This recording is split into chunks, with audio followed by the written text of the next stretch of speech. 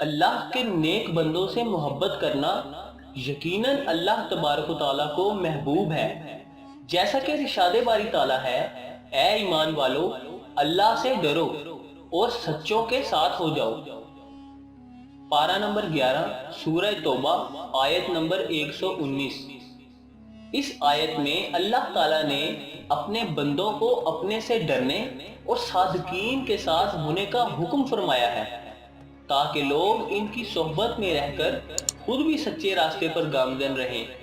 اللہ تعالیٰ کے نیک بندوں میں سے ایک بندے سرکار بغداد حضور غوث پاک سیدنا شیخ عبد القادر جیلانی رحمت اللہ تعالی علیہ ہیں، جو کہ تمام اولیاء اللہ کے سردار ہیں۔ سرکار بغداد حضور غوث پاک رحمت اللہ علیہ کا اسم مبارک عبد القادر اور آپ کی کنیت ابو محمد اور القابات محی الدین، محبوب سبحانی، غوث الثقلین اور غوث العظم وغیرہ ہیں۔ آپ 470 ہجری میں بغداد شریف کے قریب قصبہ جیلان میں پیدا ہوئے اور 561 ہجری میں بغداد شریف میں وصال پایا۔ آپ کا مزار پور انور عراق کے مشہور شہر بغداد میں ہے۔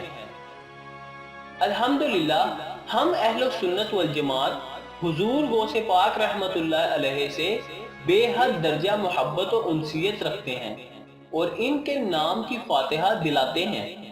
یہ سب کام یقیناً جائز اور باعث برکت ہیں، لیکن اس کے ساتھ ہی ہمیں یہ بات بھی یاد رکھنی چاہیے کہ کسی بھی انسان سے محبت کا تقاضا جب ہی پورا ہو سکتا ہے جب اس کے بتائے ہوئے راستے پر چلا جائے۔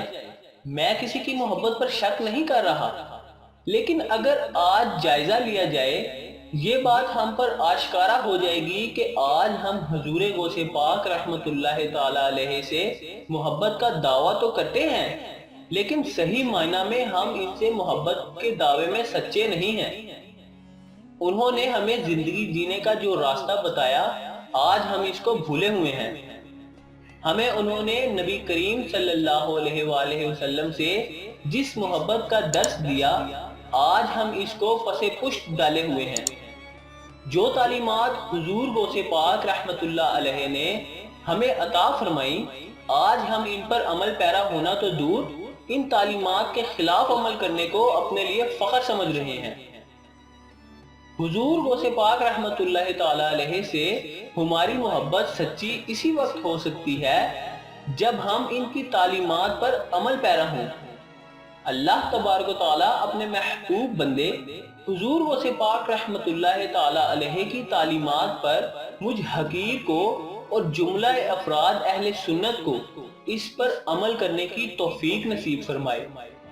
اسی امید کے ساتھ حضور غوث پاک رحمت اللہ تعالی علیہ کے چند ملفوظات حاضر ہیں۔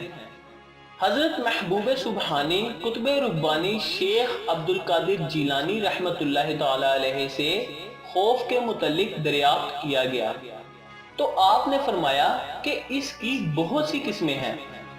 خوف یہ گناہگاروں کو ہوتا ہے، رہبہ یہ عابدین کو ہوتا ہے، خشیت یہ علماء کو ہوتی ہے۔